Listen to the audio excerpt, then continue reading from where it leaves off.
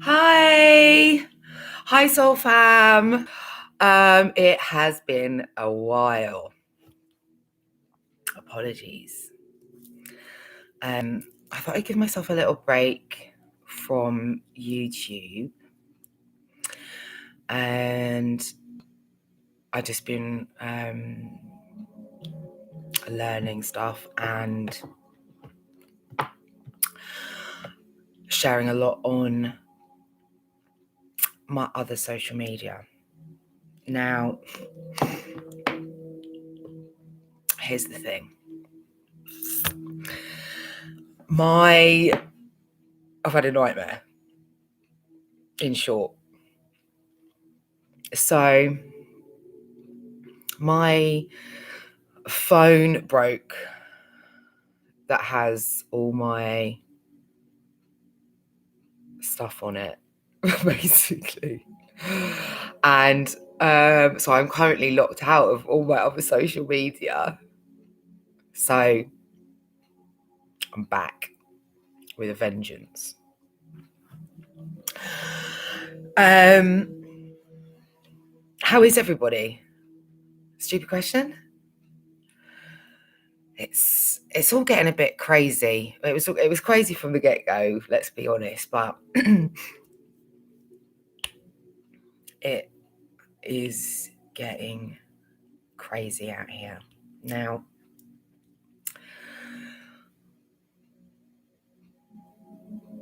I'm going to try and I'll tell you what's been going on with me, what I've learned over the last however long it is since I last did a video. And I'll also share with you what I've uncovered in this time as well. So, if you go back to the beginning of this craziness, now a lot of people all over the world was saying, I mean, to be fair, actually, when you think about it, they've always been saying what's coming, what's happening in the world, what's actually happening in the world. And nobody listens. Nobody wants to listen, because the reality of it is a bitter pill to swallow. And what I mean by that is, and this is coming from my personal life experience in I'm 39, soon to be 40 at the end of the year.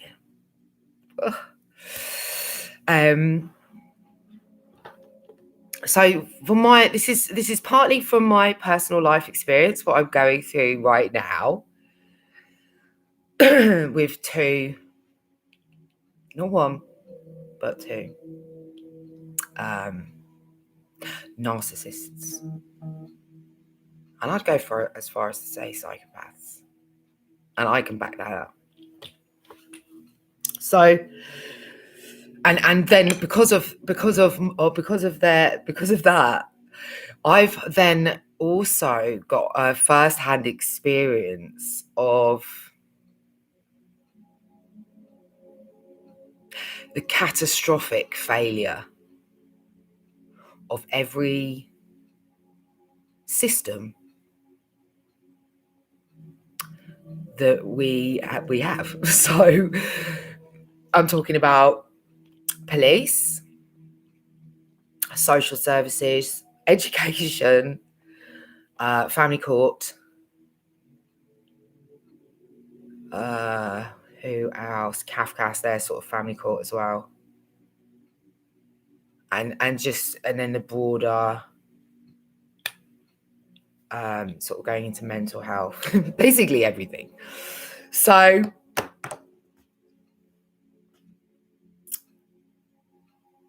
if you've watched my channel before, you will know my personal story, because there's no holds barred, like, because I've just dealt with it. So where I'm at the moment, let me tell you, is so I've got 3 boys. I've got 3 boys. You see them? It's a bit flashy. There we go. This is Zeus. This is King. And this is Charlie. Now, I'm just going to sum this up because if you haven't seen my channel before, and this will lead on to what's going on in the, sorry, my phone. I'm on about fucking 1,000 different groups around the world, so my phone does not stop vibrating.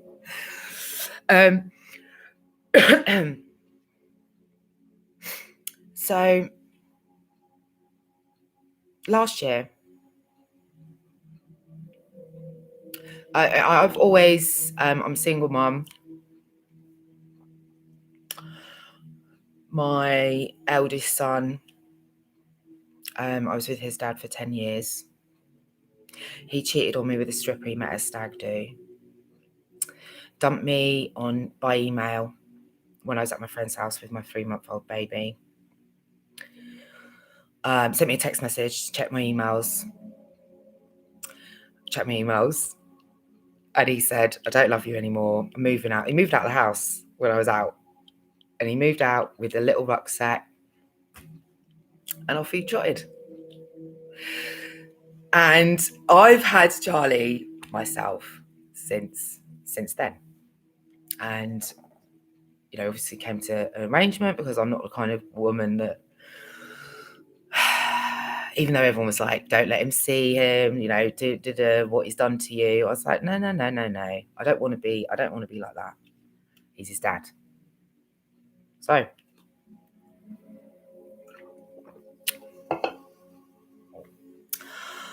do you know what I mean? I'm back on the caffeine. I'll quit caffeine. I'm going to regret it because it always messes up my chi. Now, where was I? Yeah. So from that point, we just made an arrangement, and he had him every other weekend, and that sort of changed over time. So it was a longer time between visits.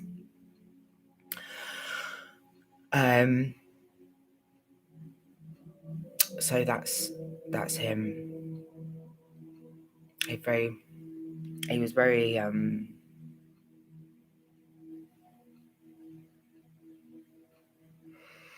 controlling, manipulative, and a liar, essentially. So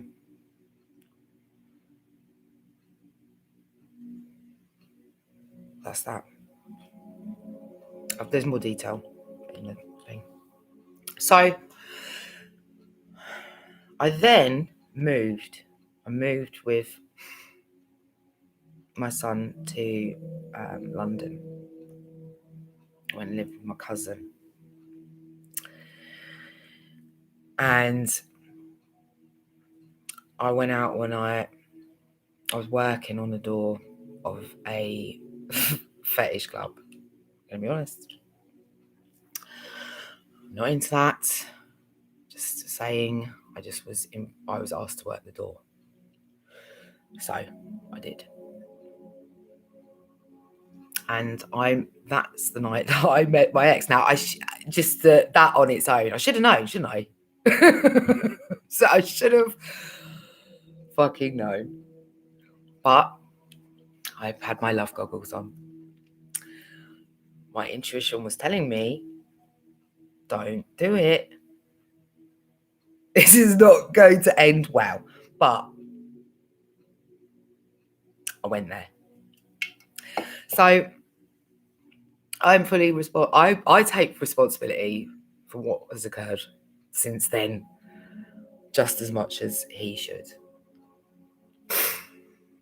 I did not know at the time the kind of person that he was. I just didn't know. I fell in with what he showed me. So I mean, the mask that he put on. So he is a criminal. That's present tense. He is violent. He's abusive. Threatened to kill me all the time. Called me a fat cunt all the time. He threw me around. He strangled me. He put my... he's a big guy. He's 6'2", really muscly. Been in prison. Before I met him, he'd just been let out. He'd only just got off tag. What was I thinking? Anyway, I'm a firm believer in second chances. Do you know what I mean? To my detriment on this occasion. So, it was hell. In short, 8 years. No, where are we at? Yeah, 8 years of hell. It's been 8 years of hell. Emotionally abused, physically abused, financially abused, mentally abused, just all of the abuses. And there's more detail on this. I don't really need to go into it. I'm just summarising for this.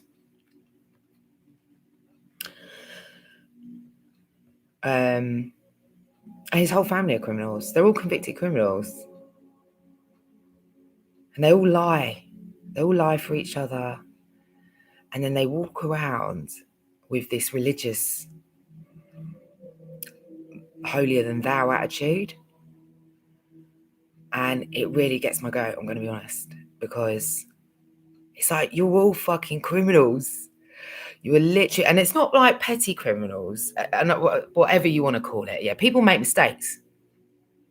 People get into situations.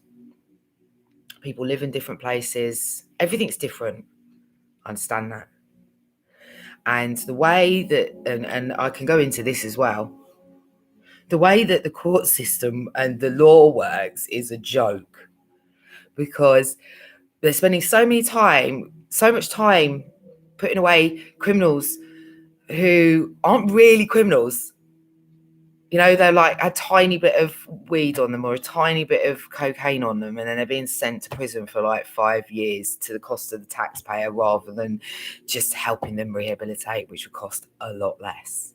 And they won't reoffend. See what I mean?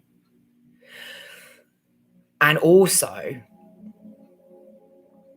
then they're not spending the time getting the actual higher up criminals. Like, what? Do you know what I mean?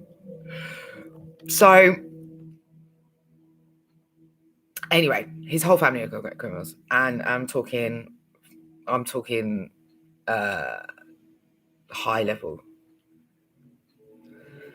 drug dealers, fraud, whatever else, a lot. And they've all done stints in prison for a long time. Murder. And all the women get abused by these men, get cheated on by these men, and not a fucking one of them say a fucking thing about it. But what they do is they lie for them. They and then they preach. They preach at everyone else and look down on everyone else for doing things that their own family are doing. And they abuse each other, they abuse their kids abuse each other. So last year, because of what was happening, COVID,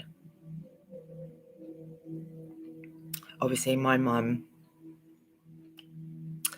is disabled, so she was and she's 74, so she's shielding. She's got complex care issues as it is. So she had to, she's in that category that's shielding. So then you got me and 3 small children. Oh, and by the way, King and Zeus's dad, the criminal, he never gave me a penny for these kids. Didn't help me with these kids. Never saw these kids. So unless it was me instigating it, unless it was me forcing him to have them, essentially, because he just would never organise anything. So it would only ever be me. And I live at in the middle of the country, and I'd have to drive them down to him to have them and go and pick them up again if for him to see them, because he wouldn't bother. So if I didn't do that, he wouldn't have seen them. And also he'd make me feel bad for not doing that, not offering to do that. He didn't pay me. He didn't help me with the petrol money or anything like that. But he'd make me feel bad if I didn't drop them all the way down to him and pick them all the way up again, which is a 3-hour each way drive.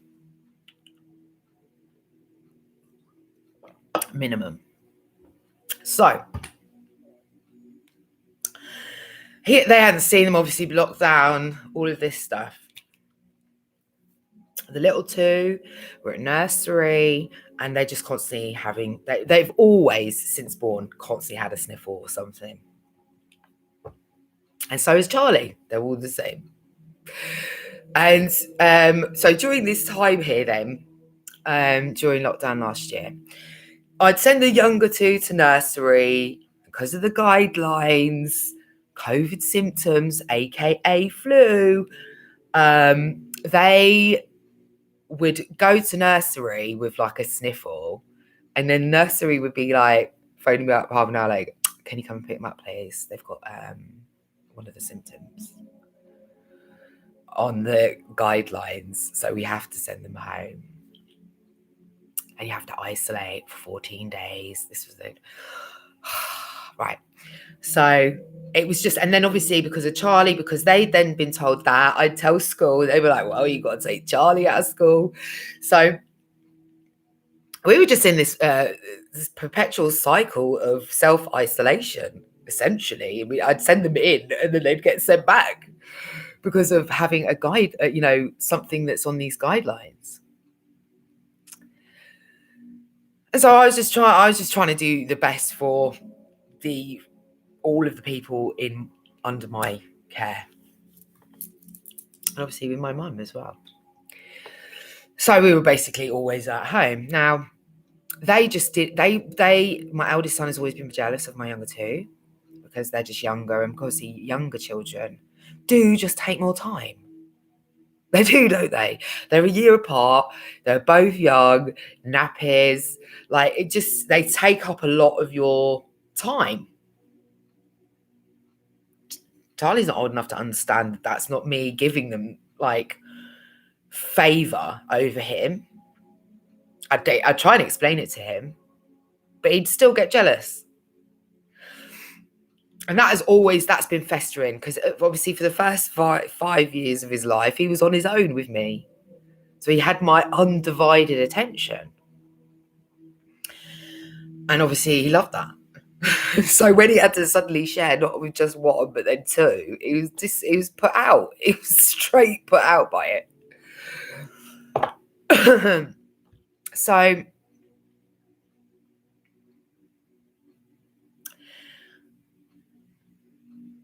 they just basically, obviously being stuck in a house. And look, I live in a nice house. I'm not going to lie. It's an old vicarage. So I'm not moaning about, other people are stuck in like one-bedroom flats with kids and no outside space. Like, I'm not complaining. I'm not. And let's not forget, there are other people at war here in the world. So I'm grateful for every single thing that I have. But they just weren't getting on, and it didn't matter what I did, they were not getting on, and they were just fighting, and they were fighting over attention with me, and they was just starting to fight, physically fight. And then in addition to that, my 9-year-old, in a word, found his willy. Now, he was just touching it all the time. Right? And it was just getting weird, to be honest with you. And it was getting weird because something happened to me when I was 9. And I don't know, it was triggering me. I just felt it was really inappropriate, and I didn't know what to do about it. And I didn't feel comfortable with him around the boys, because I had this feeling, and that's the God's honest truth. I just had this really bad feeling. So I phoned the dad up, and I said, look, I've had them basically inside the house on our own since March. Can you please have them for a bit? Because we'd gone through strict lockdown, and it was open up. This was October. So I said, look, obviously, and in this time, I was obviously starting I've been doing non-stop learning from the beginning of the year, and trying to start my own channels, start my own business, learn to speak up for myself, stand up for myself, listen to other people's survivor, their stories. And as much as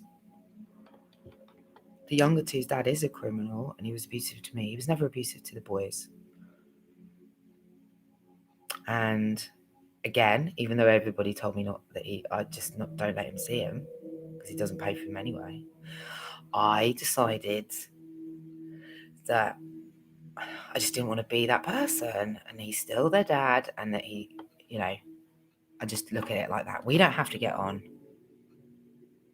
but and that's why I left him originally 2 years ago, is because I just couldn't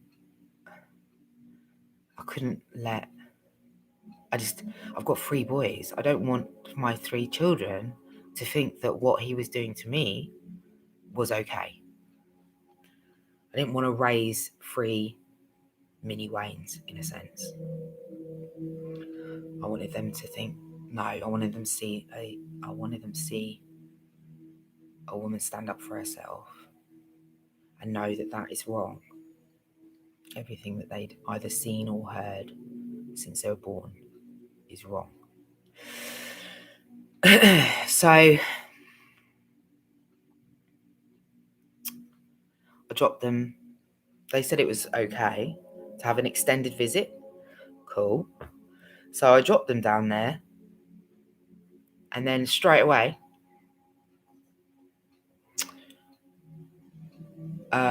they started the elder one's dad went to court to try and get custody,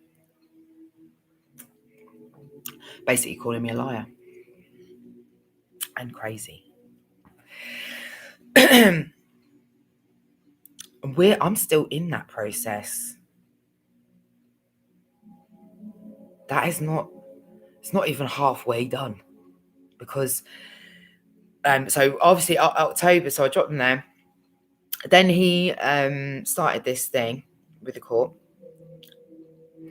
and lockdown happened. So obviously I hadn't planned for that. I thought my assumption was they'd just have an extended visit and then I'd go and get them,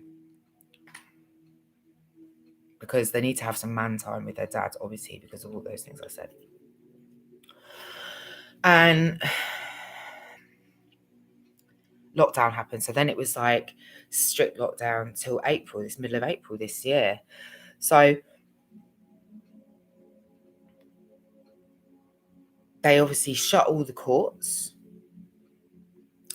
And then when they did reopen them, it was all virtual court, right? So ultimately, this is not going to be decided until the middle of November. So I would not have seen my son since October, right? And there's nothing I can do about it. I have to just go along with this process. Now, the younger two, he was living at his mum's. So I thought that was like a safe place. He's moved. So he has moved and he will not give, he's blocked me. And he's blocked me since January. So I haven't spoken to my younger two or seen them since then. And Charlie, as soon as lockdown lifted, which is when I was going to see him or going to be able to see him, his dad blocked me. So I haven't spoken to Charlie since the beginning of April. And he won't let me.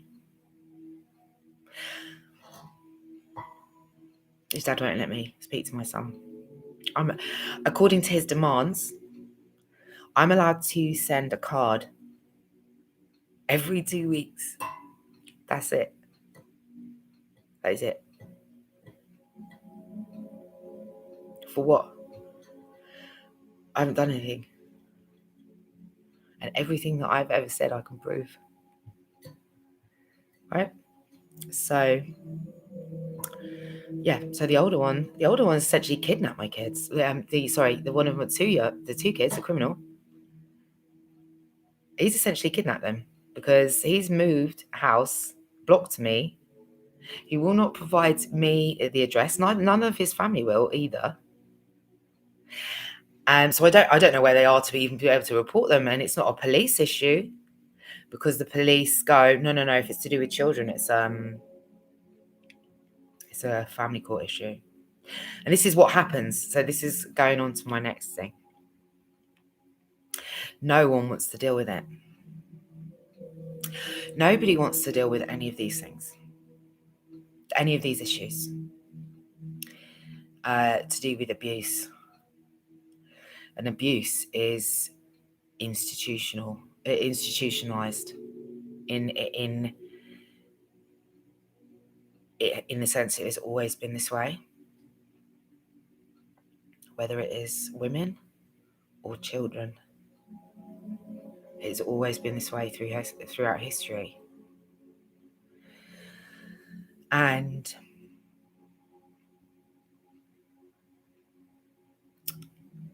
nobody really wants to face up to this. Nobody does. And so you kind of get this passing from one to another. Like, oh no, it's not me. It's not me that deals with that. And the thing is, I've been cataloguing this from the get-go. What, it doesn't matter who, what, where. I've catalogued it all. Whether it is on video or all of my emails, I've kept everything. And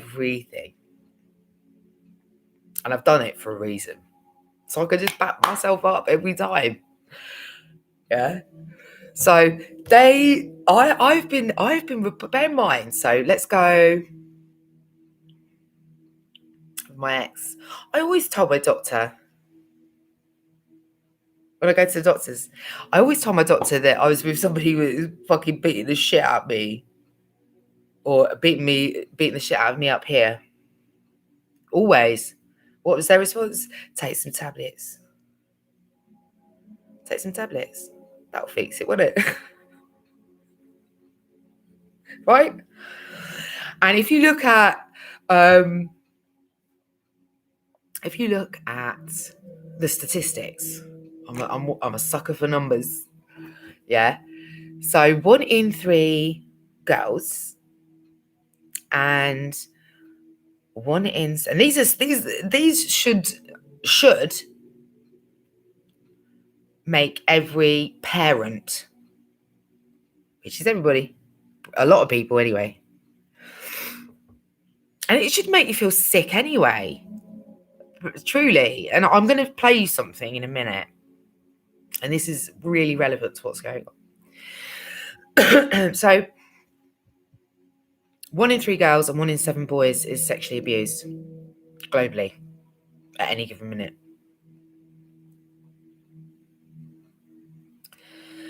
And then those statistics really generally sort of follow through into adulthood as well. 1 in 3, 1 in 7. So that's a lot of people being abused. And only 1 in 10 reports it because they're scared. They've been threatened. They feel ashamed. They feel, and I say they. This includes me because I was the exact same thing when I was 9. Yeah. So, and particularly if you're a boy, I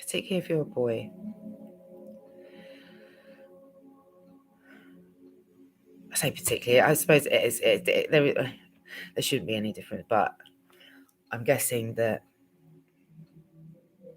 it would be harder maybe for a boy, because boys just tend to not express themselves. They feel like they have to be all manly and they can't show their emotions. And that mentality is what really silences a lot of people. And the truth is we can't be silent about these things anymore, because remaining silent is what has made it as bad as it is. Because essentially that silence is enabling the abuse to continue. So, when you get that that instinct, that intuition that something is wrong, you need to follow that up, Anyway, so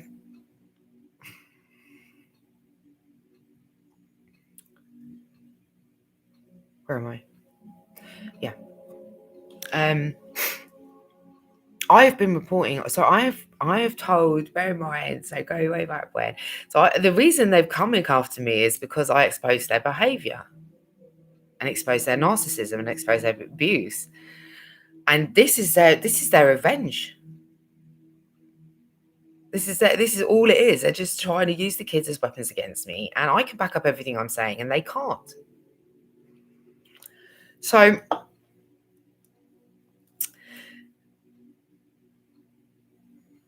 where am I?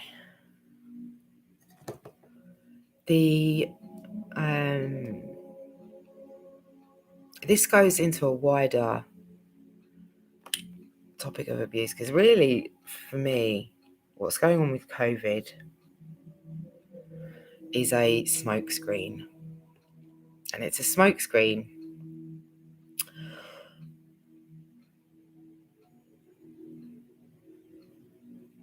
to hide this whole abuse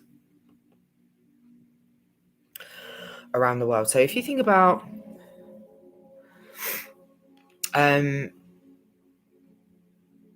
trafficking, human trafficking, sex trafficking, child trafficking, the abuse, the numbers there, look at those numbers. That's stats. It's a lot. And then if you think about the critical failures in all of these systems, And again, that's not me just plucking that out of the air or saying it because of my, because of what's happening. This is actual proven from case history, as in court cases, right? They historically, because of the world that we live in, have lived in, historical fact is that men have always had the power, and they've always been believed over women. And that attitude still exists today. It does, because we don't have equality. We don't. Like, you're fooling yourself if you think that we have. And you can see it in more or less in certain places, for sure. Look at China. I think people need to really take a step back from being in this problem and look at it from the outside in, objectively. So the Queen appoints all the judges. Now, if you don't know, let's look at the mentality of the Queen for a minute. I don't even want to call her the Queen. I'll be honest, because she's not human. So her son, Prince Andrew, is a prolific paedophile. And he's her favourite son. What does that say to you about her? What does that say? What does it say? Like, she's just gone, she's literally given him a slap on the wrist, naughty Andrew. And now he's still her favourite son. That attitude there tells you everything you need to know, not just about her, but about all of them there. All of the monarchy, all of the royals all over, not just in this country. That whole echelon of society that think that they are above the law, and that they think that they can do whatever they want to whoever they want and get absolutely have no consequences for that, because they've always gotten away with it. Always.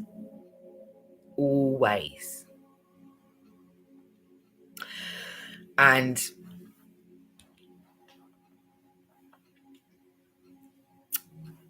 it's not just them, it's any person of that 1%. So I could list them. I can. In fact, I already have. It's just people that are in a position of power, money, influence, and what have they done? What have they had to do or willingly done to get into that position? So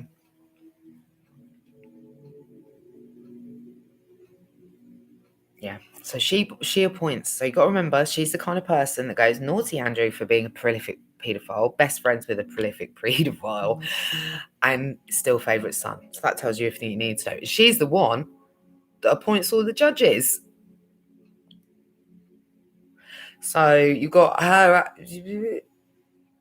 See how it spreads, and they're historically, and this is backed up by case law, right? So you can go through history to this very fucking day and see cases after cases after cases after cases after cases where abusers And paedophiles and psychopaths and rapists get away with it. They get away with it. They get away with it.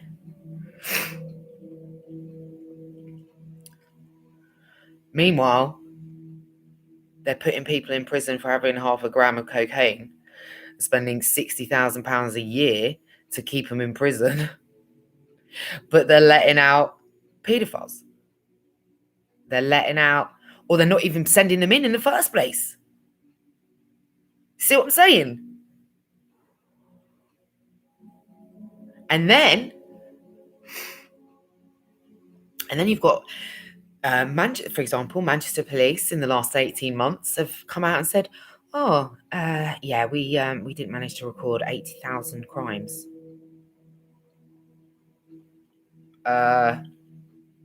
What?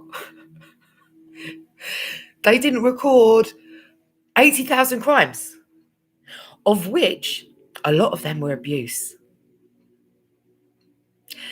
And one of the cases was a woman reporting several times that her other half was a psycho. And could they come and help? Sorry, bit busy chasing after this guy with a joint. You know what I mean? There's a riot van of us. We're going to get him. So she reports this. Her dad found her dead. Killed by the boyfriend. See what I'm saying? It is completely bedded into every single system. So you've got the courts, judges appointed by witchy woo. Then and don't forget, they're all connected in their societies of whatever kind. Let's say Freemasonry and or Illuminati. People go, Illuminati doesn't exist. Yeah, all right. Just because you don't know. So they all, I scratch your back, you scratch mine. So, and they've got people in fingers in every pie. So I'm saying, so if one of them gets into trouble, it's not a problem ever for whatever, because they know, I know a judge here, I know a solicitor there, I know policemen here, you know what I mean, to cover it up. And a case example of this is a girl that I know around here. Her other half, this is going to go on for ages, her other half, she's not with him now, obviously. This is going to creep people out, and it should. Her other half is a lawyer, and they have 2 children. And her 2 children said to her, he used to abuse her as well, by the way. Her 2 children said to her, Daddy put something in my mouth.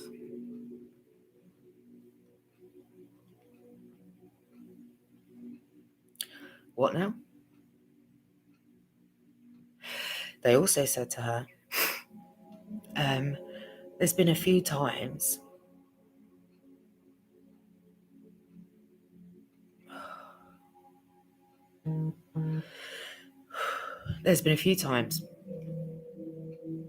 my daddy is looks like he's put something in our drink, and he's had friends over, men, and they've then passed out and basically woken up the next day and their bits hurt. Yeah. They had rape kits done, and they had STDs. Babies. Yeah. So she tries she goes, takes the kids, she moves, and he has her done for kidnap. He has the evidence suppressed of the rape from the rape kits. So she's taken a polygraph to prove that she's not lying, because he was trying to make her out that she was crazy. Right? There's a narcissist go-to 101. Make them crazy, or at least make, you know what I'm saying, that's their go-to, because if they haven't got anywhere to go, all they're going to try and do is discredit you. And this is how it's going to relate to what's going on. I don't know why I'm pointing at my TV. This is what they do. It is a standard. When you unmask a narcissist or a narcissistic psychopath or a covert, yeah, when you unmask them,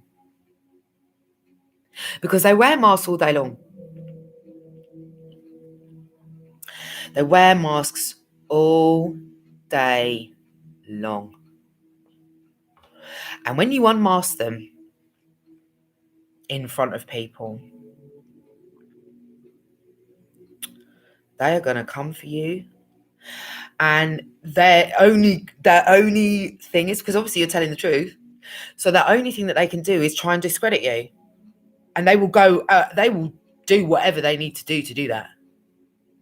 They will be as underhand, as sly, as manipulative, as coercive, as violent, as threatening, whatever. Yeah, because they're going to try and cover that mask, keep that mask on for as long as they fucking can, at any cost. Any. So, obviously, he was also in one of these little gangy langs, but you know what I mean? Masonry. So he had people everywhere. So even though they didn't live up here, he had the case here with a judge that he knew. A judge that has a history, because I've looked it up, a judge that has a history of favouring the abuser, despite evidence, right? And I know that because many of his cases have been overturned. They've been appealed, they've gone to High Court, and then they've been overturned based on the evidence. Not only that, this particular judge has also been found to be taking home, why would this, you wouldn't, been saving abused children's details on his personal computer. Not his work one. Take files of their details. He's also been done for sexual harassment. Right? So he had it here with his mate. And also he knows the police. He knows he's got friends in there as well. So the police threatened his family. They threatened his threatened her family, threatened her parents. You know, like they'd get them done as well. He'd get them done as well for various different, whatever he could. Basically, he was just trying to scare them. He couldn't actually get them done for anything, but they were just trying to threaten them into a position where put the fear of it in them. So, despite her having a polygraph test proving that she was telling the truth, despite having rape kits that prove that they've been sexually abused and got STDs, young children, and despite their own testimony, he got given the kids. And she's been fighting it. It's gone to High Court and they're reopening it. And obviously since that decision, this judge has also been had disciplinary, but it's still a judge. Still a judge. And that there proves the entire system, how it fails at every single level, stage, whatever. Because people with money think they can get away with whatever the fuck they want. Because justice isn't based on facts anymore. It never has been. Based on evidence in a lot of these kind of cases. It's based on how much money have you got? How do you know? Like obviously in that case he was a lawyer himself, so he knew all the ins and outs. And this is another thing. The law, everyone should know the law, right? The laws.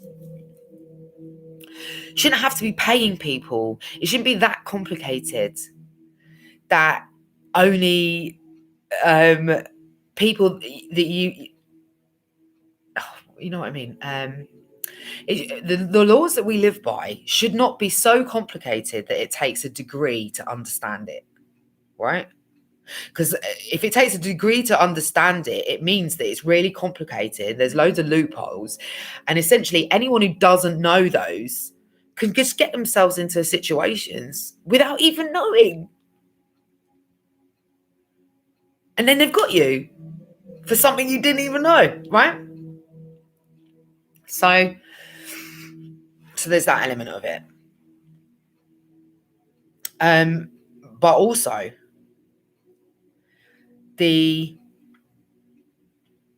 obviously the more money you've got, the better the lawyer. Whatever you want it. The more, what would that word be? I can't think of the right word. But you know what I'm saying. You can pay for more lawyers from a more prestige or whatever what you want to call it, law firm, can't you?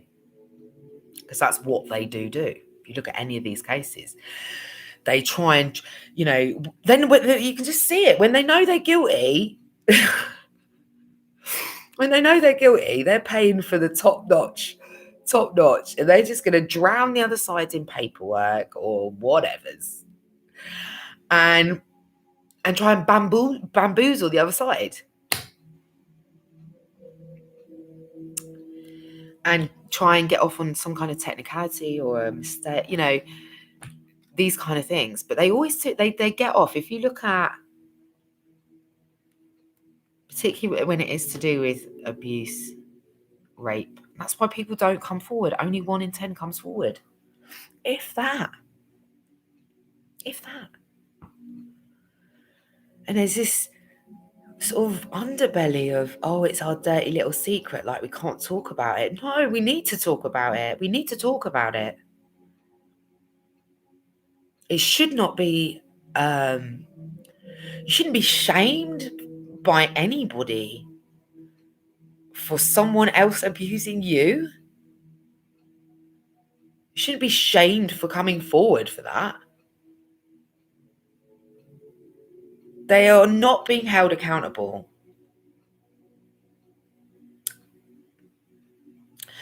Here's the other thing. So I looked into this. So we've got a paedophile problem, in short. And it's everywhere. And it's truly horrifying. Because most people, it's like, people are quite happy to have this tunnel vision. Not even that. They kind of go school shit, doesn't really teach you anything that's useful. And they come out, go to school, get a job, 9 to 5. So you're working for someone else, for their dream, working hard, not really making very much money. and you're sort of in this, I've said it before, so has loads of other people, you're in that rat race then. You're in it. And you're never really you're just kind of making enough to get by, and it's stressful and you work hard. And then on the time off that you have, you generally want to just enjoy yourself.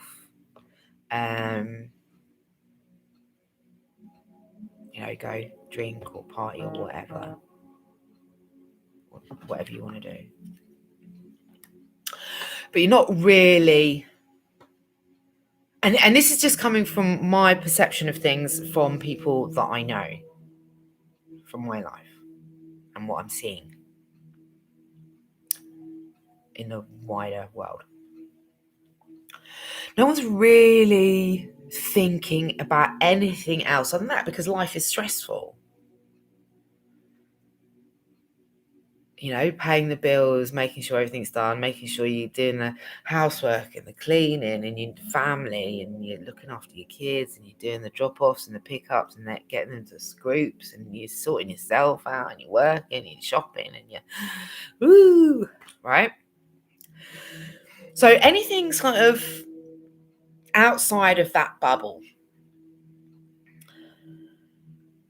people don't want to face it. They don't. So everyone knows sort of pedophiles, but they don't want to sort of really look into it, because the reality of that is too much for them.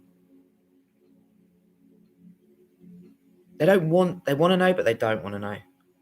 Same with sex trafficking. Like, they know all of these things exist, but that's about the extent of their knowledge on these topics. It's not real to them.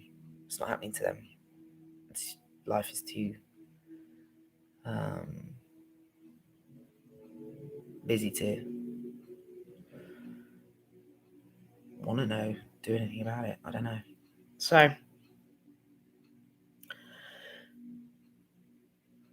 and that is part of the problem.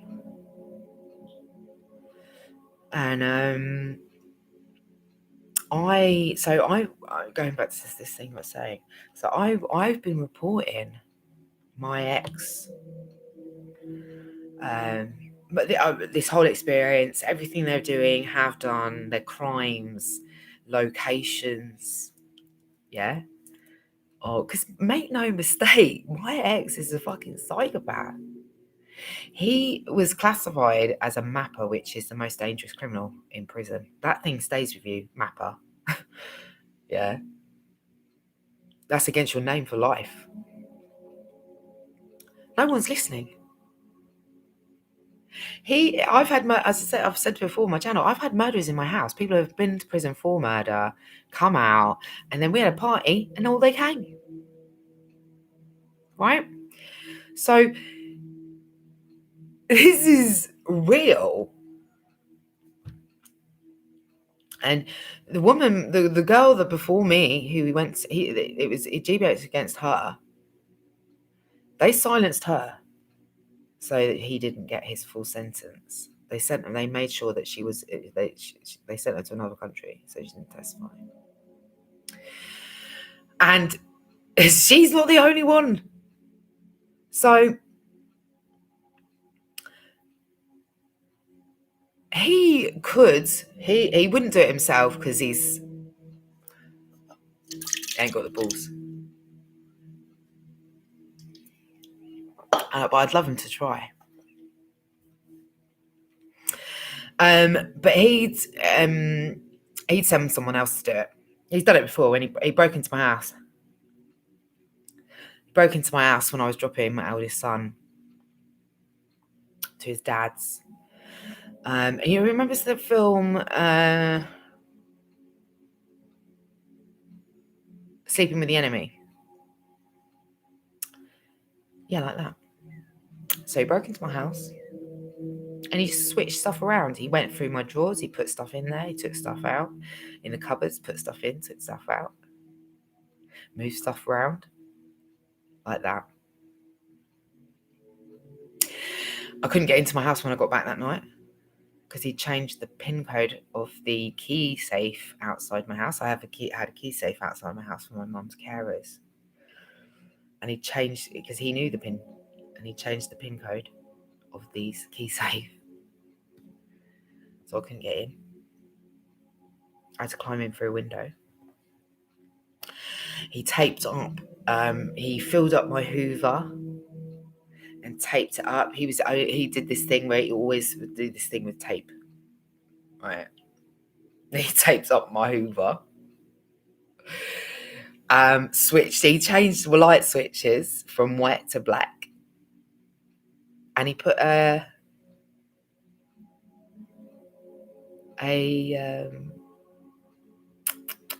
listening to thing in there. A fire alarm. So, yeah, he's a psycho. He could come at any time for me. Any of them could. They're stupid. They won't get very far. But that is the reality of that situation. So I've been telling people all of this, all of that, since last year. Other people already knew because they'd seen him. And this is why I distance myself from people I know. Because he knows them. And he's the kind of person that will try and it's proof in the pudding because he did do it. He tried to get other people, messaging family, friends, whatever. So I just took myself away from all of them, really for their safety. So, but I've been reporting this. I've been reporting this to women's charities, to children's charities, to news channels, to radio, to police, to social services, to the children's court. All over my social media. And not a fucking person has done a fucking thing about it. And you think we don't have a problem here? Every system is fundamentally flawed. For this to be a year down the line and not a fucking person has done nothing.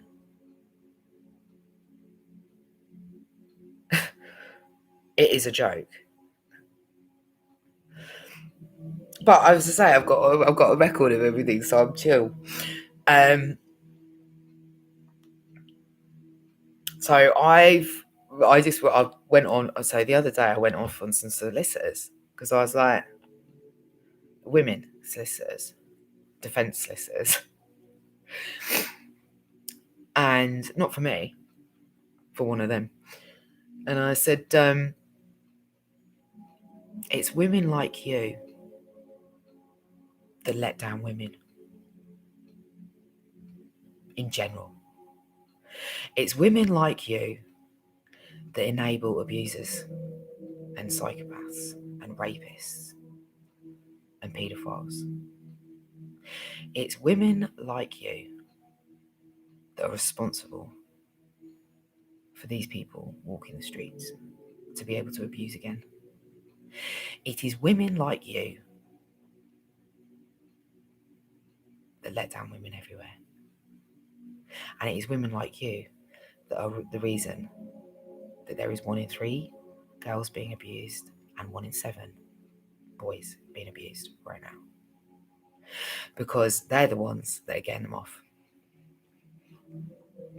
And then I said, what would you and this really applies to any defense lawyer out there. Yeah, think about it. Think about your job. What the fuck are you doing? If you know that the person is guilty, you're trying to get them off. You're actively trying to get them off any way possible.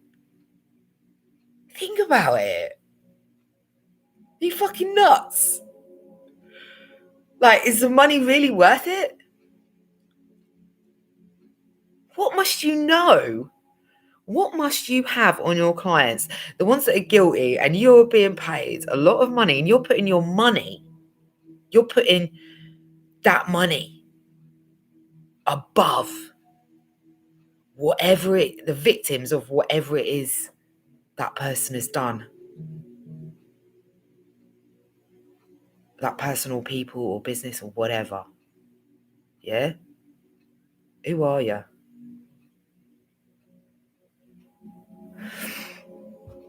So, needless to say, that went down like a lead balloon, didn't it? Because I've not heard from them since, needless to say. But it's true. They can't handle the truth either. I said, what about your female family and friends? Do they know what you do? Do they know that you get off rapists, paedophiles, narcissists, and abusers? I bet they don't. See what I'm saying? Is money really that worth it? Is it worth it? In that, when it comes to things like that, is it worth it? What does that make you then? Well, you're just as bad.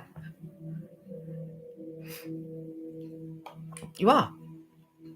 Because you're actively enabling those people, those crimes, those criminals, that abuse, whatever it is. And that money that you've got in your hand there makes you part of it, makes you part of that evil. And it is evil. If you think about the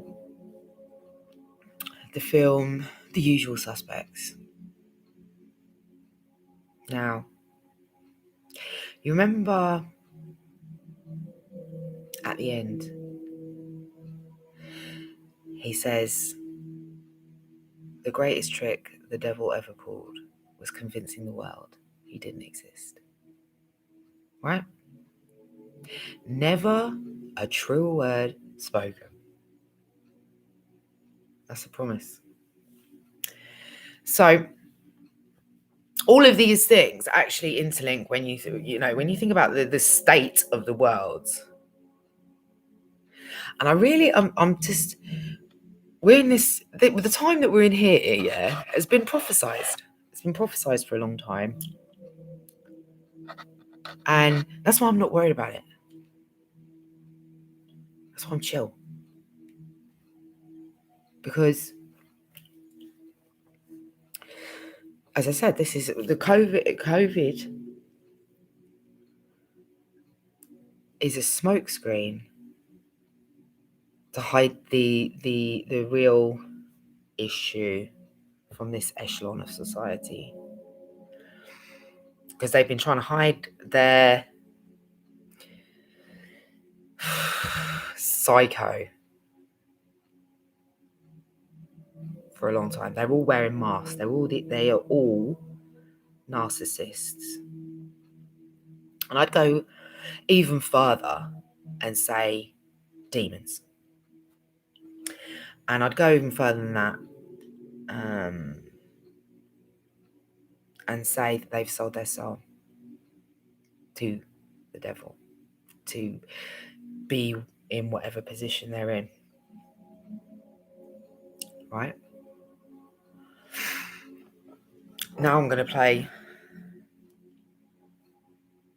I want you to remember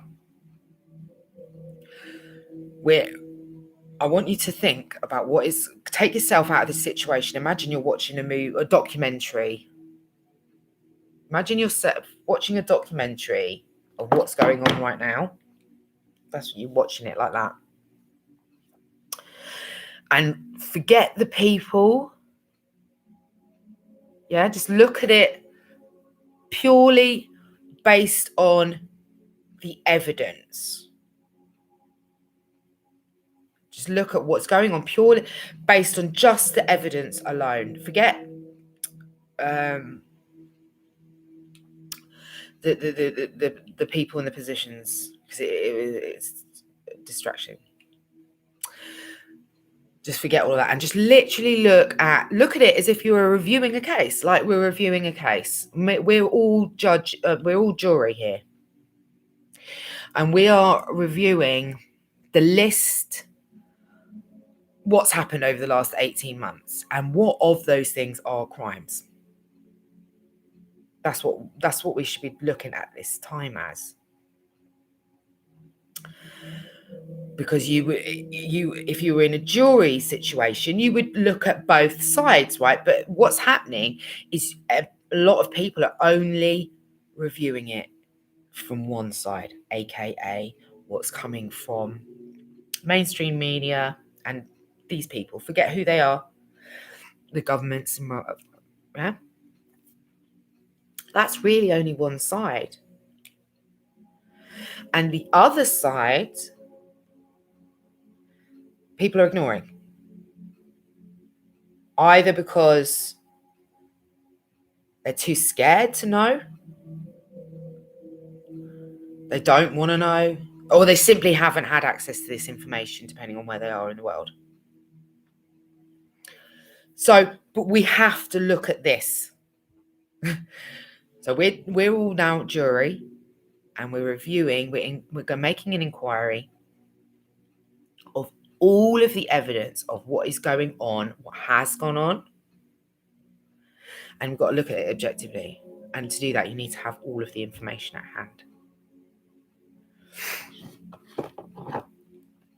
So, I'm in a place where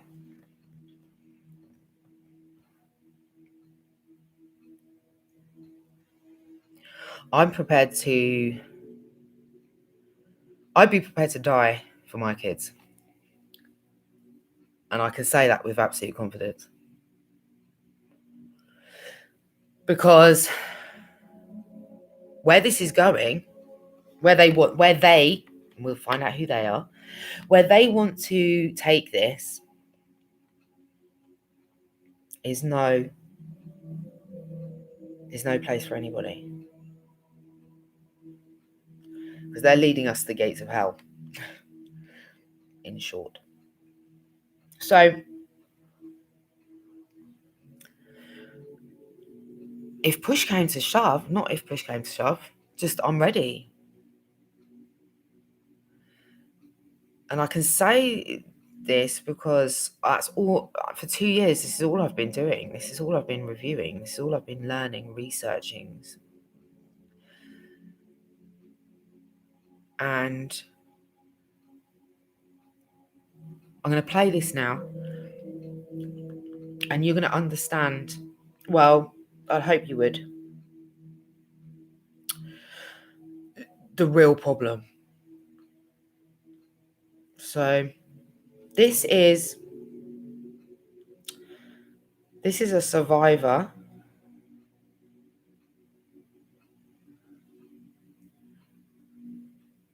of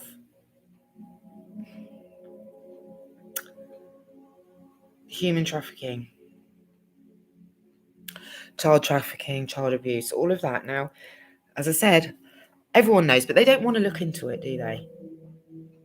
And I've got another thing. So my mum is obsessed with crime dramas and like all the psychology of serial killers and criminals, and so but essentially all day long, that's what she watches. So I don't really, I kind of take it in from another perspective, just like I'm learning about psychology, basically. And having watched all these things, and these are real crimes, bear in mind, these are people that are talking about crimes that have been committed, and a lot of people don't even know about these crimes being committed, or these kinds of psychopaths that exist, this kind of evil. And they don't know because they don't want to know. They just want to bumble through life and get on their rat race and die eventually. Yeah. But it doesn't matter, you know, their perception of the world is so different to what it actually is. Because they're just not aware of all of this. They're not aware that these kind of people exist and to what extent. So think about Jimmy Savile. I'm going to put some links in. So Johnny Rotten, Jimmy Rotten, he called out Jimmy Savile in 1978.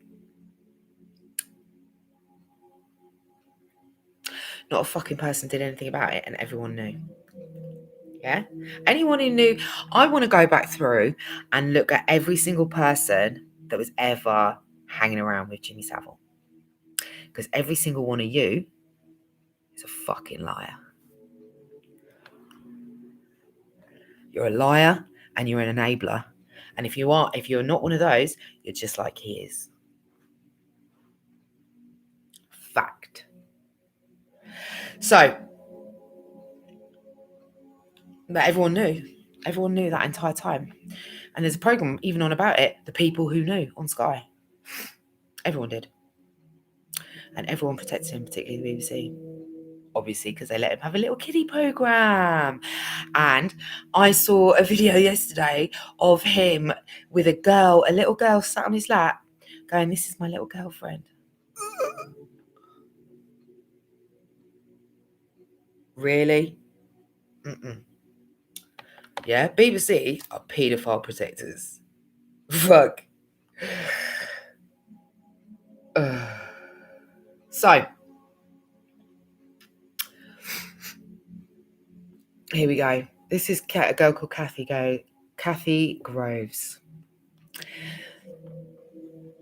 And so this is kind of all of these things really that have kind of been coming out slowly but surely over time. And it's like adrenochrome, that end of whatever you want to call that. Okay.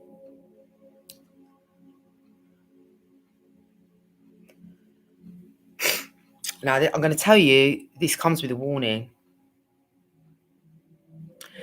She isn't the only one. There are loads of survivors. I don't know how they've survived. I'm going to be honest with you when you listen to this.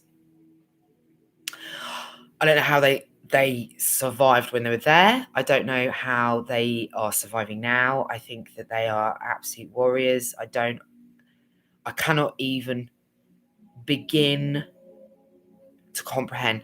Now, months ago, I said to you on my video that I'd been having these dreams of kids screaming. And what she describes is what I saw in my dream.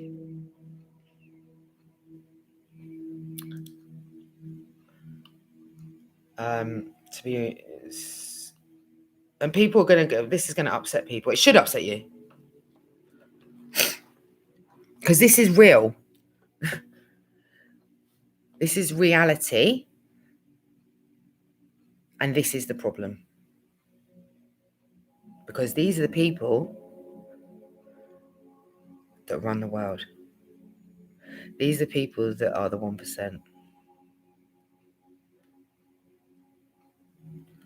Hello, my name is Katie Groves, and I am a survivor of the child snuff industry.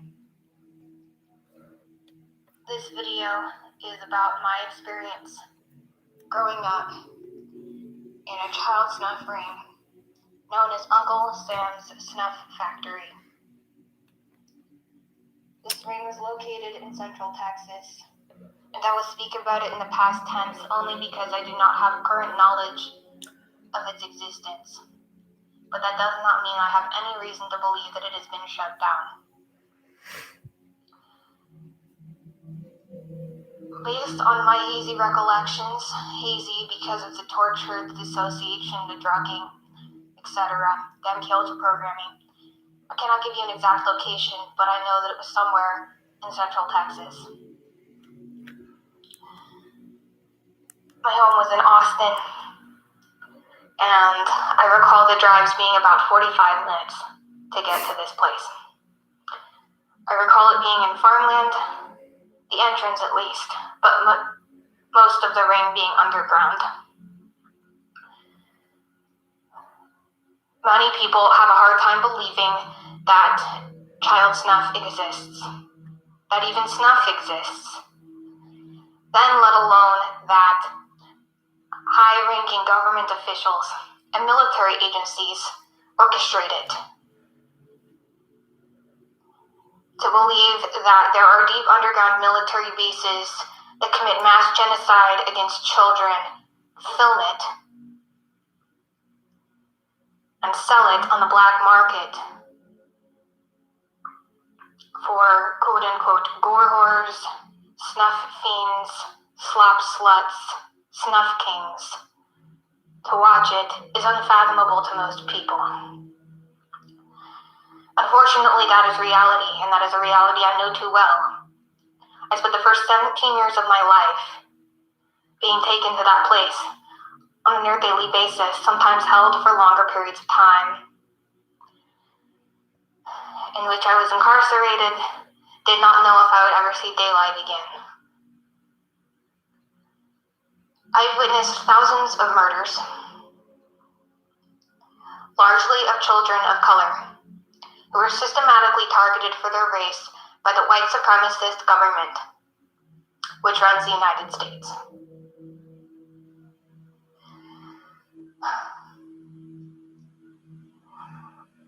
They called it Uncle Sam's Snuff Factory as a private joke, as if it was a mom and pop shop. A local business. Uncle Sam was supposed to be a friendly figure, a figure in American propaganda you're supposed to look at like a father, like a friend. The Snuff Factory, also known as the Genocide Factory, is the very literal definition of hell on earth. It is not unique. There are other places like it, all over the world. I have been trafficked there as well. But what I can say is there is no place like Uncle Sam's. It is one of those places where a person can get literally anything they want for the right price if they have the connections to be there. I have seen wealthy, aristocratic white women ordering children of color on menus to be delivered dead, cooked on platters in a wing of the place they called Cannibal's Kitchen. And the reason I'm alive and the reason I survived is because I was born into an organized crime family involved with the CIA who ran this operation. And I have the genetics, the family background to be a candidate for perpetration, for continuing the cycle of violence, from being one of the quote-unquote leaders or members of the group involved. So I was kept alive for experimentation, for slavery, for use. I fought my way out, and if you want to learn about that, you can watch any of the videos on my channel. It'll be informative. But I still suffer every day deeply with the post-traumatic stress. I have polyfragmented dissociative identity disorder as a result. It actually goes beyond polyfragmentation. I have something called exponential fragmentation, which I have spoken of in some videos I'll put in the description below, so that you can understand the level of trauma that this type of abuse can create.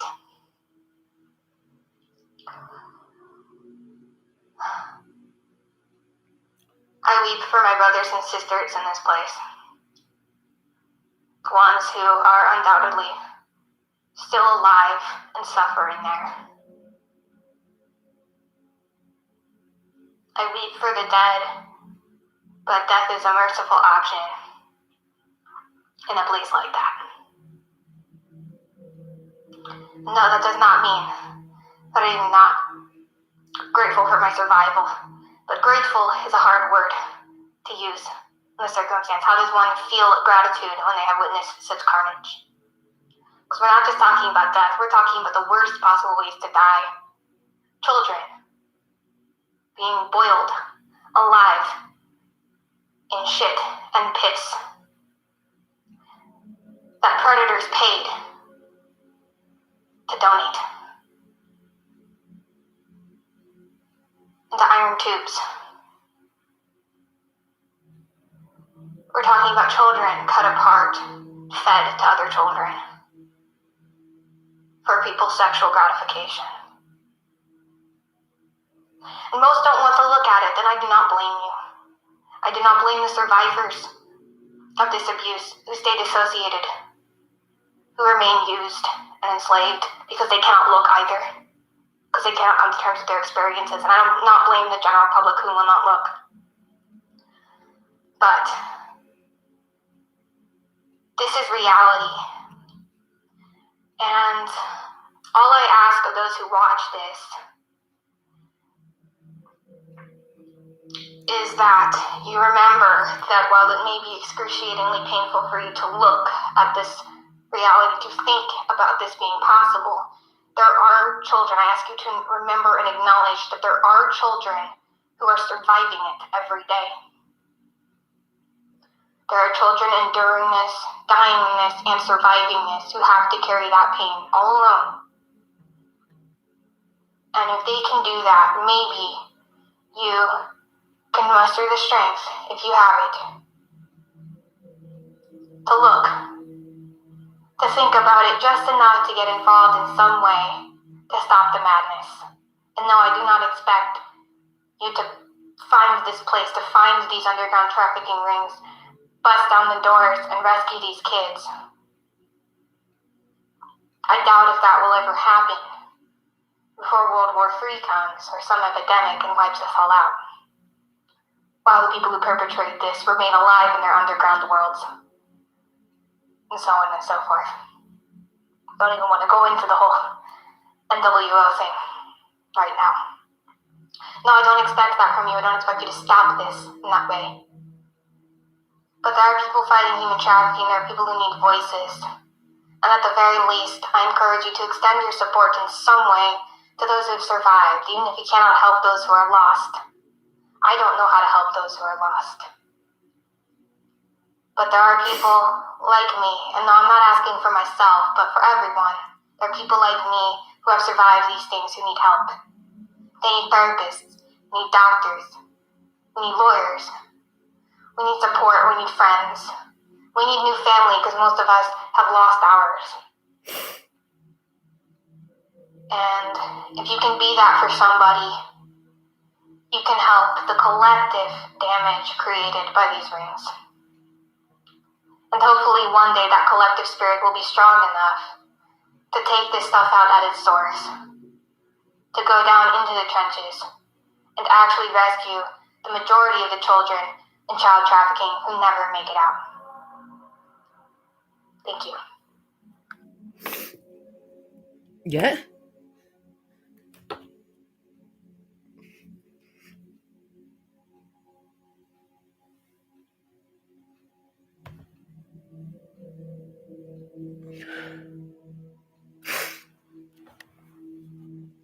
That was 3 years ago.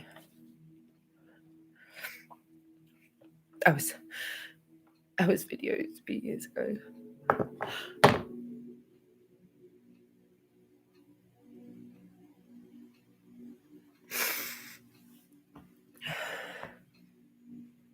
Now,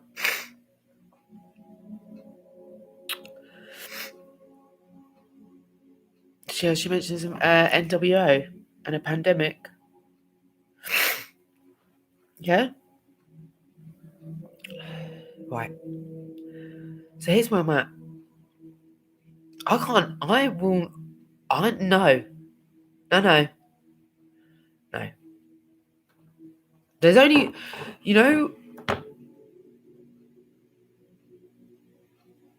like, how can you know that is happening? And actually, if you go back to previous posts I've done on a company called CYM, which is an adrenochrome harvesting company registered in America, and there were some leaked documents from there. It had children's names, it had how much they'd been taken from them, and the age that they were disposed at. And it also gave their the documents had sites. All of them are military sites. One of them was in Austin, Texas. Yeah.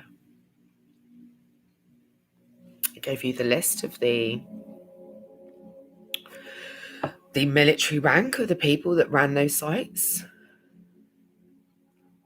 So can you see the level that we're at? Like, there's, not everyone knows everything, but everyone has been saying all of this time. Just like how people don't listen, they don't want to know, they don't want to take responsibility, they don't want to do anything about it. They're scared by it, whatever. And this is just,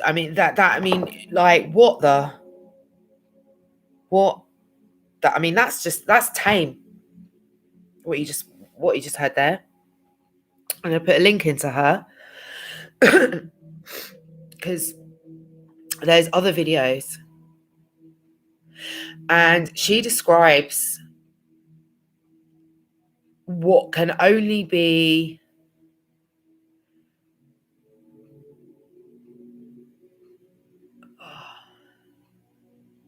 for example, they had to witness a young child's limbs live, by the way, a young child's limbs being chopped off, and then 4 adults from this elite aristocratic 1% group come and fuck the holes of the chopped off limbs of a baby.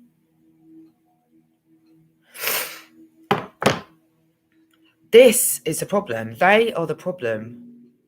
And we know who they are, don't we?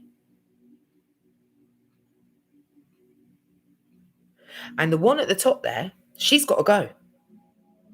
She goes, everyone goes. And if I was in charge, I would literally publicly execute every single one of them. And I'd start with her. I ain't scared of that bitch. She's scum.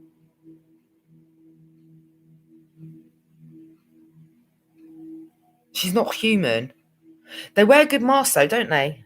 They all do. And and you could just see, you just go through any, if you don't want to face the truth, you go it's like, oh, they couldn't possibly because she's the queen, or because whatever. It's like, no, mate, they're the ones that get away with the fucking most.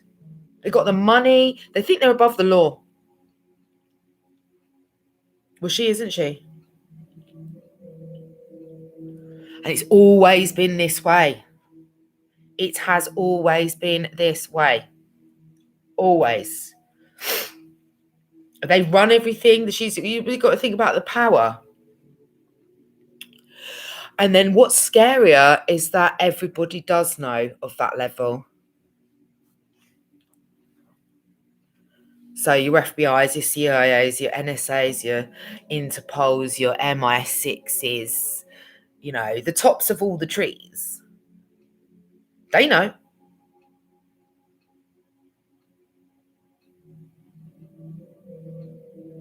And they're going to have all the evidence on it all as well. Because when, after 9/11, they created, didn't they? They had the software to then pick up when people mention certain words. Yeah, so they're tracking people that, you know, if you mention certain words to do with anything to do with that. But then what they did was they did the same for paedophiles. That's how they supposedly call paedophiles. The paedophiles won't stop until the ones at the top stop. Because they're just getting away with it, and they're doing it in front of our fucking faces, and they have always been. And everyone's enabling it. Everyone at those levels there is just enabling it, and they're keeping their mouths shut. And frankly, that makes you just as bad as they are. You just heard what they're doing. And if you've been keeping your mouth shut about this, you are them. There's no if, buts, or ands about it. There's a line that has always been crossed, but we didn't see it. Now we see it. And there's two sides, and it's us versus them. And you're either on our side and you're going to be a whistleblower of all of these things here, or you want to be classed as them. Yeah, that's the sides. Those are the sides. Make no mistake about it. So if you want to be classed in their sides, and these are the same people that are pushing the vaccines, because let's not forget, we're looking at this case objectively as if we're jurors. Take our personal feelings out of it. Look at the evidence only. Forget who the people are. Forget the positions. Forget how much money they got. Doesn't matter. Yeah? Does not matter. They are just a being. Let's just review. Quick summary. First and foremost, they're doing that.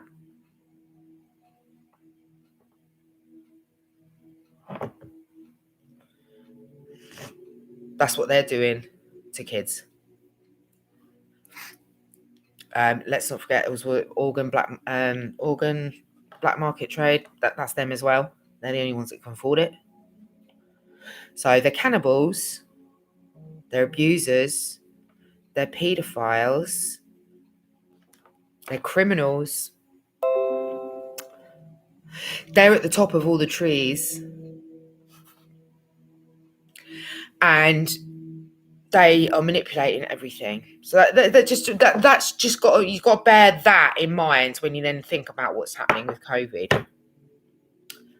So, hold on, I just need it. I'm sorry, I'm just looking for a tissue. So those are the kind of people we're dealing with. Right, now, let's just go do a quick review of COVID, shall we? PCR tests. PCR tests can't tell the difference between the flu and COVID. Fact. They were invented before COVID came, and they used sequencing from flu. Fact. COVID has not been isolated and cultured by anyone anywhere on the planet to even prove it exists. Fact. That can be backed up by Patrick King's case in Canada, where he took his Alberta to court, essentially, for mandates and vaccines. And he said, provide me with evidence that it exists to back up these mandates. And no one nowhere could. So he won. And there are no mandates. This should tell everybody in the world everywhere that if he has won a court case reviewed by a judge based on the evidence by people that know about the fucking law, then everybody else should be paying attention. Because everyone's level of knowledge, I'm going to be honest, is down here when it comes to COVID, because all you're doing is paying attention to what they're telling you. They are telling you. And what's the benefit to them? Well, the benefit to them is billions of dollars. That is it. You're a fucking dollar sign to them. And that is it. Doesn't matter how anything else. They don't give a fuck. They don't give a fuck about you. They don't give a fuck about your kids. You are a dollar sign. And that is it. That case, it proves to the entire world. But not many people know it. Or even if when they do, they try. I've got somebody that's going, oh, but what do you mean, oh, but? Shut your mouth. Yeah? You haven't got a fucking clue about the law. Your attitude there is trying to say, what? You know more than a judge who's reviewed all the evidence and has found that there is no COVID? All right, then. Take yourself back to school. Simple. So there's that. PCR tests are, so in addition to them being created before COVID using flu gene frequency and not being able, therefore, to test between that flu and COVID, obviously, because COVID also doesn't exist, that we know that we've already been proven in court based on the evidence. Therefore, no other variant is real either. On that basis, because if they haven't managed to isolate and culture COVID itself anywhere, they've even got a competition for it because they're getting desperate. Literally, they're getting desperate. So if they can't do that, then none of these other variants that they're trying to fucking scare the shit out of you with are real either. Let's go on to masks. Masks, right? We breathe in and out for a reason. Breathe in, take all the energy that we need, and we expel all the shit that we don't need in our bodies. Oh, well, what does this do then if we just colour? You're then trapping all the shit that you should be expelling and just breathing that back in. Does that sound healthy to you? Guess what? It isn't. So I shared the other day on Facebook 30 plus studies that have been done proving that they actually don't do a fucking thing. Then you've got people that are so freaked out and they're wearing these fucking things day in, day out, inside, outside, on their own, in their cars with the windows shut, like walking down the street in the fresh fucking air. This isn't in the air. Get a fucking grip. Seriously, I'm getting angry because we're at a crossroads. We are at a crossroads.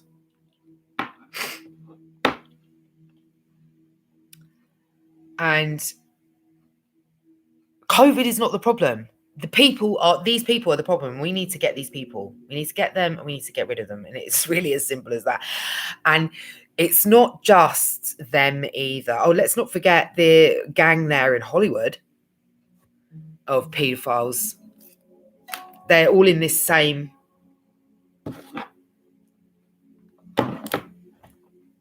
Yeah. And when you then look at that as well, people have been telling us for time. People have been telling us for time about these people. When you think about it, go back through. I did this yesterday. So we've got Isaac Cappy, Corey Feldman, Macaulay Culkin. There was another Corey who kills himself. Isaac Cappy obviously didn't commit suicide. He was killed. You've got Brad Pitt even saying it. You've got Elijah Wood saying it. You've got lots of other famous actors. You've got that woman as well that came out and said it was a cult. All of these things I've talked about before and I've shared the links. Loads. Look at R. Kelly with his little abuse mansion He isn't the only one. Look at Bill Crosby. I'm sorry. 100% he did everything that he said there. And they got him off what? Because he was a little bit old, a little bit poorly. What about all the fucking women he fucked?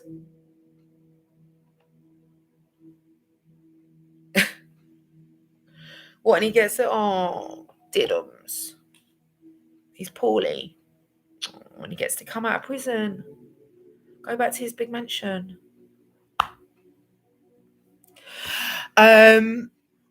What else? Then do you know what else gets? Do you know what Ricky Gervais? What a fucking legend he is. Watch that again. I'm going to put the link in here. Watch knowing now what you've just seen here. I told you this is going to go on for ages. Watch Ricky Gervais at the awards again now. Listen to every fucking word he says. He knows.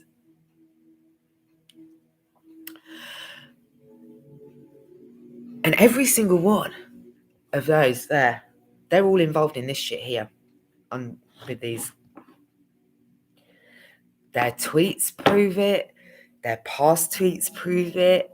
They have dug themselves a grave because they were so blatant about it, because they've always gotten away with it, that they were just saying exactly what they were doing. Always have been, like I said about Jimmy Savile the other day. When you re-watch all of his interviews, knowing now what we know, he was telling us the entire time. He was saying, I don't like I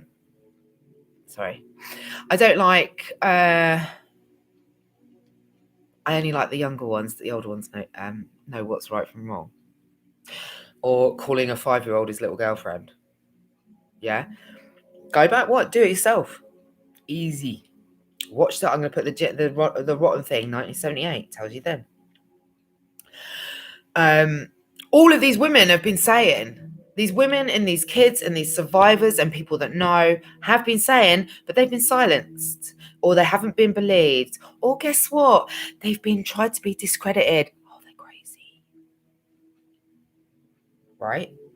Just like they're doing now with anyone that's trying to share information, aka the truth of what's going on with COVID. They're kind of making the truth look crazy. It's like, mate, you're fucking psychopaths. Straight. I don't believe in a fucking word you are saying. Why? Because I've looked it up myself. These people are murderers. They're genocidal maniacs. And they always have been. And this is what they're doing to women, children, humans around the world. That's why there are 5 million children missing every year, or however many it is, maybe more than that. They're eating them. They're cutting their limbs off. That's not like, I'm not making that shit up. That's what they're telling you. They've always been telling us. Search it.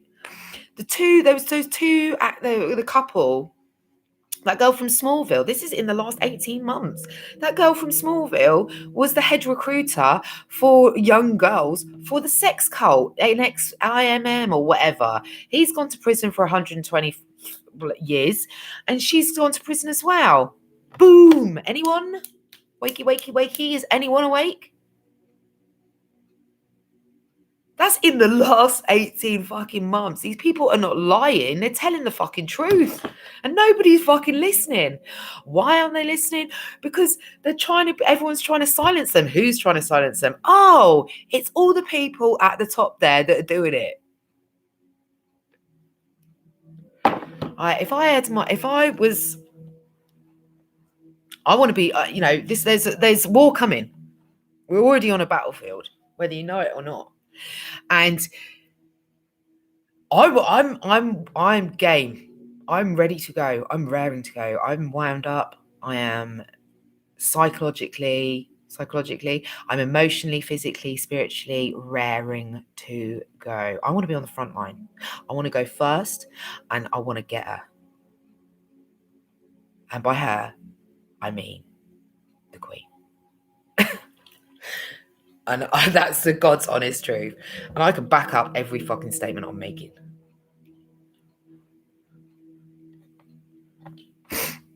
And I ain't afraid to say it out loud. So I think that's enough for today, an hour and 50 minutes. I've really obviously got a lot to catch up on. So I'm going to be back on, because I'm locked out of my other social media. So I'm going to be back on every day. Because I refuse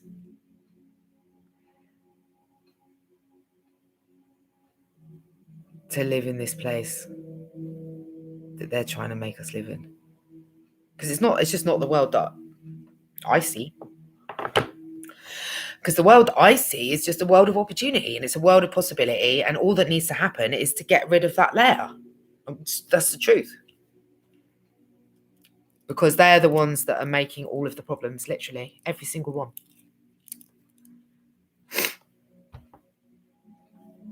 And if they weren't here, we'd still have problems, but they'd get fixed. Because you wouldn't have a whole load of people working against you. You know, it's true. So, as I was saying, it has always been prophesied this time here. This is the Great Awakening. So this is people realizing what is actually going on in the world, and more people are. And that's why you can see, if you look, because again, there's protests every fucking day of the week, right? Every single day, millions of people, millions and millions around the world are protesting.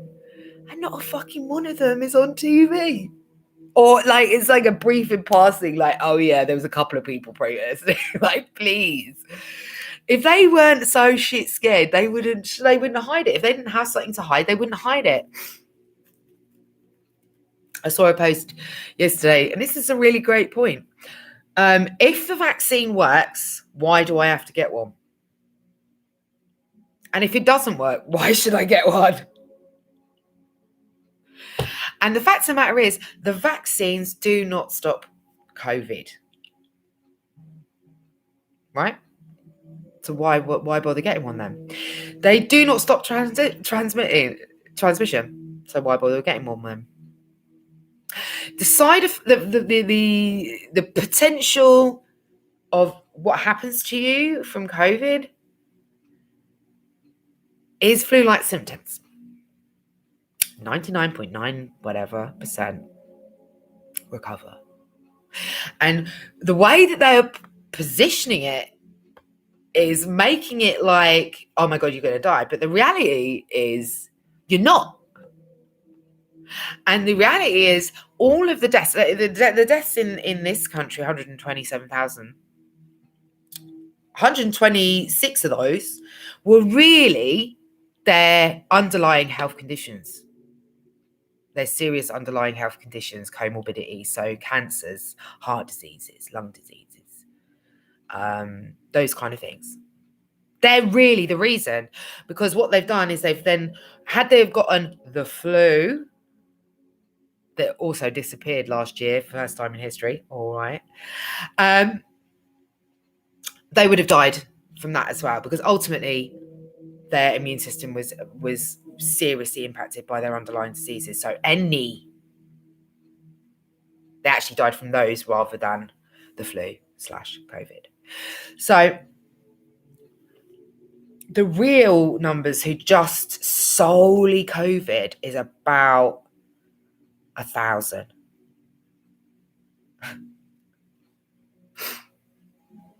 So all of this chaos and destruction of people's lives, mental health, family, livelihoods, liberties, is for that number of a nation of 66.6. Funny that, isn't it? 66.6 million.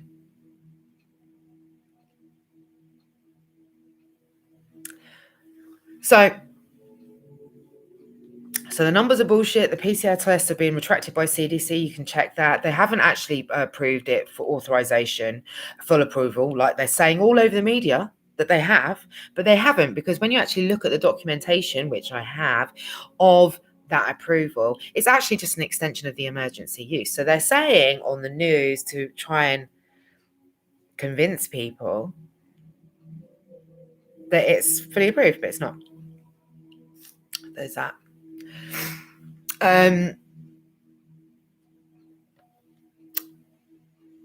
And seriously,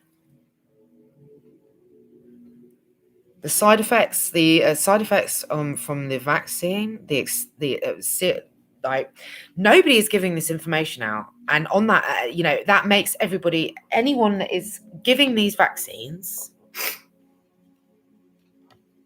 Because remember, there's people giving vaccines that aren't necessarily qualified healthcare professionals.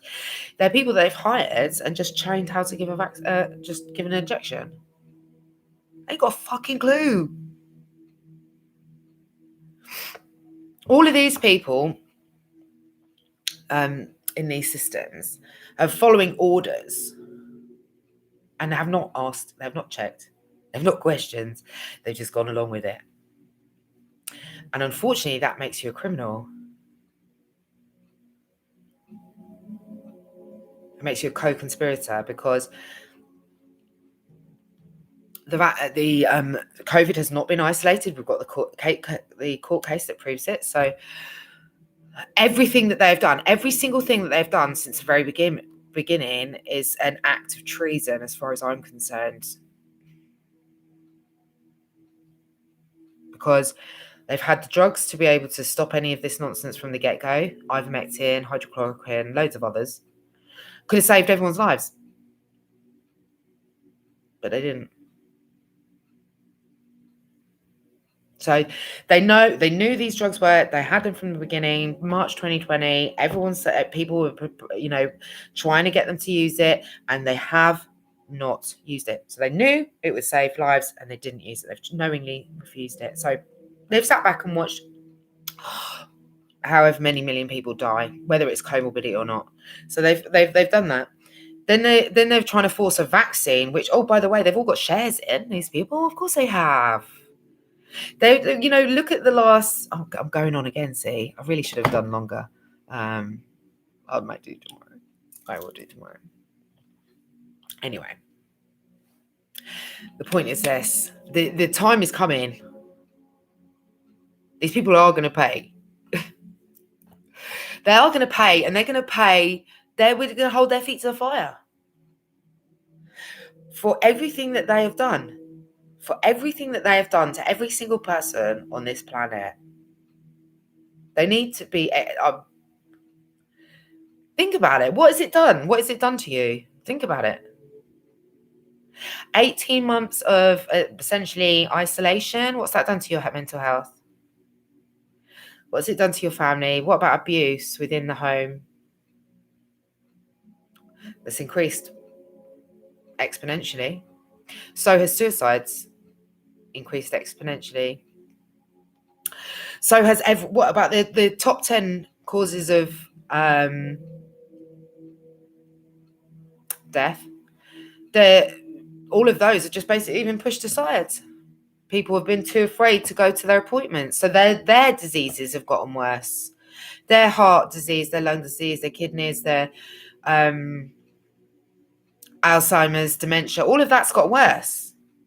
Cancers.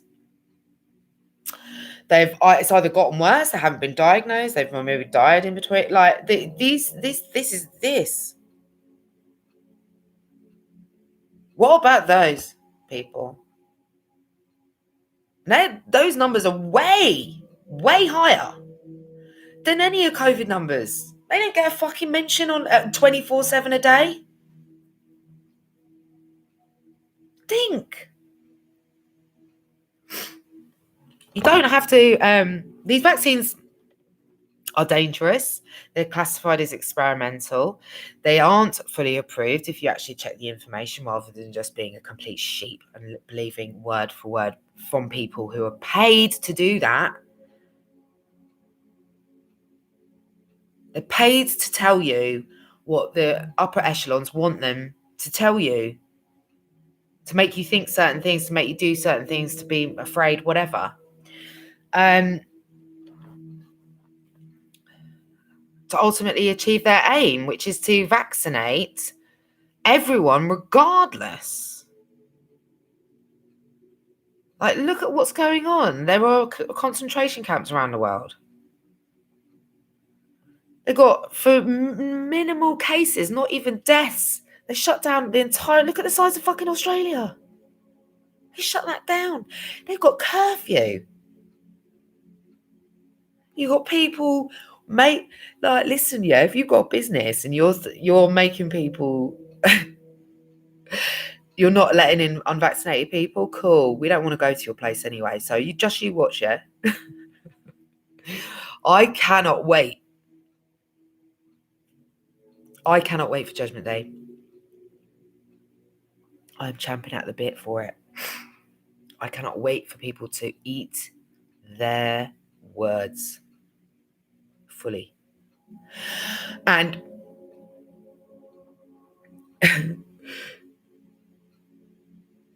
because the cases are going on. People are winning cases based on the evidence. And just because you don't know about it doesn't mean it's not real. It's obviously fucking real because it's the law. And people far more intelligent than you are reviewing the evidence, and they are finding in the case of the unvaccinated. So,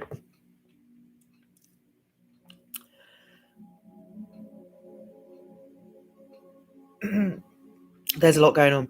There's a lot going on.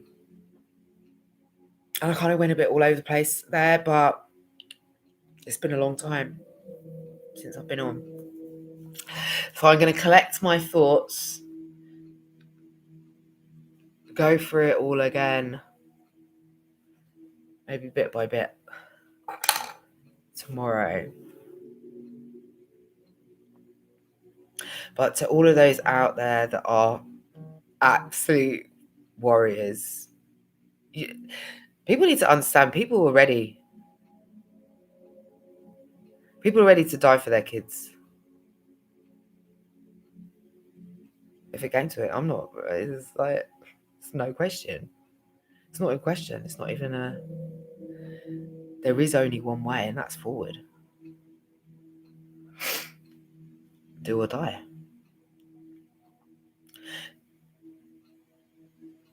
It's us or them, isn't it? So, namaste. We've got this.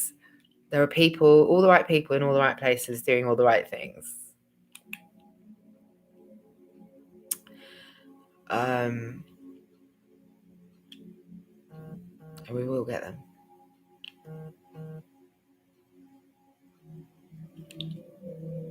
Love you. Virtual hug. High fives, big tens.